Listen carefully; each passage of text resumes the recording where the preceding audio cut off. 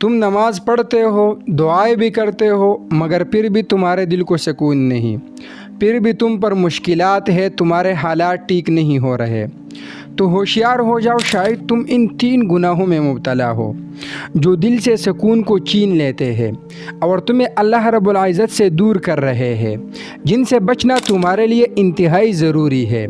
آج ہم ان 3 گناہوں کا ذکر کریں گے اور آخر میں ان کا علاج بھی بتائیں گے، اس لیے ویڈیو کو آخر تک ضرور دیکھیے۔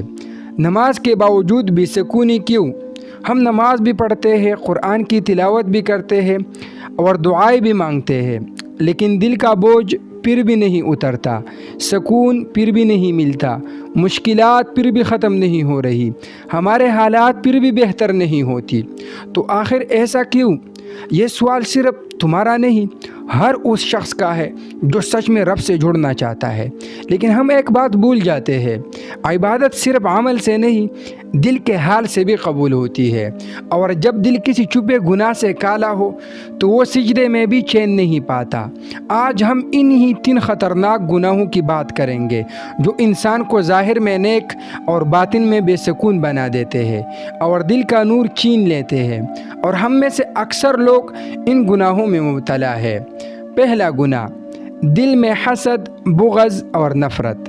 یہ وہ گناہ ہے جو نظر نہیں آتا مگر اندر سے ہمارے ایمان کو کھا جاتا ہے۔ دل میں کسی کی کامیابی پر جلن، کسی سے پرانی باتوں پر نفرت، کسی کی نعمت دے کر دل کا تنگ ہونا۔ جس دل میں دوسروں کی نفرت، جلن اور بدگمانی بری ہو، وہ رب سے کیسے جڑ سکتا ہے؟ یہ سب دل کو ایسا زہر دیتے ہیں کہ نماز صرف جسم کی حرکت بن جاتی ہے۔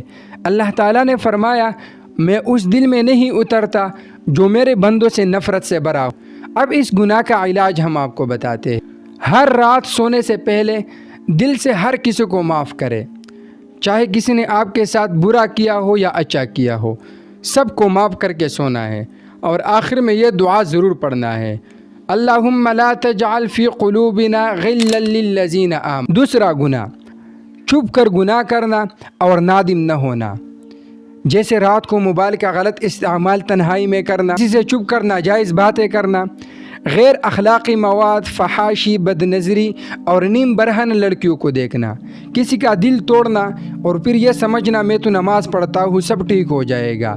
تو میرے بھائی، کبھی بھی تمہارے حالات ٹھیک نہیں ہوں گے، کبھی بھی تمہیں سکون نہیں ملے گا جب تک تم اس گناہ میں مبتلا۔ اور ہمیں افسوس اس بات پر ہے کہ یہ گناہ کرتے ہوئے ہمیں کتنے سال ہو گئے، لیکن ہمیں افسوس تک بھی نہیں ہوتا کہ ہم کس گناہ میں مبتلا ہے۔ رسول اللہ صلی اللہ علیہ وسلم نے فرمایا، جب تم گناہ کرتے رہو اور دل پر اثر نہ ہو تو سمجھ لو تمہارا ایمان کمزور ہو گیا ہے۔ اب اس گناہ کا علاج میں بتاتا ہوں۔ ہر گناہ کے فوراً بعد استغفار کم از کم 3 بار ضرور پڑھیے، اور یا ستارو یا غفارو کو روزانہ 100 بار پڑھے، اور جب بھی آپ سے گناہ ہو جائے کوشش کرے کچھ نہ کچھ صدقہ دے اور اللہ رب العزت سے توبہ کرے، انشاءاللہ تعالی اس گناہ کی عادت بھی آپ سے چھوٹ جائے گی۔ تیسرا گناہ، زبان کا زہر، غیبت، جھوٹ اور دل توڑنا۔ یہ گناہ آج کل اتنا عام ہو گیا ہے کہ ہم اسے عام بات سمجھ بیٹھے ہیں۔ کسی کے پیٹھ پیچھے برائی، ہنسی مذاق میں جھوٹ، کسی کا دل توڑ دینا بنا سوچے، یہ سب گناہ دل پر بوجھ ڈالتے ہیں۔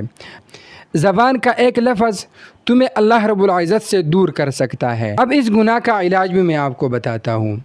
جب بھی آپ صبح اٹھے، آپ نے اللہم اصلح لی لسانی اس دعا کو 3 مرتبہ پڑھنا ہے، اور کوشش کرے روزانہ کی بنیاد پر کم بولا کرے۔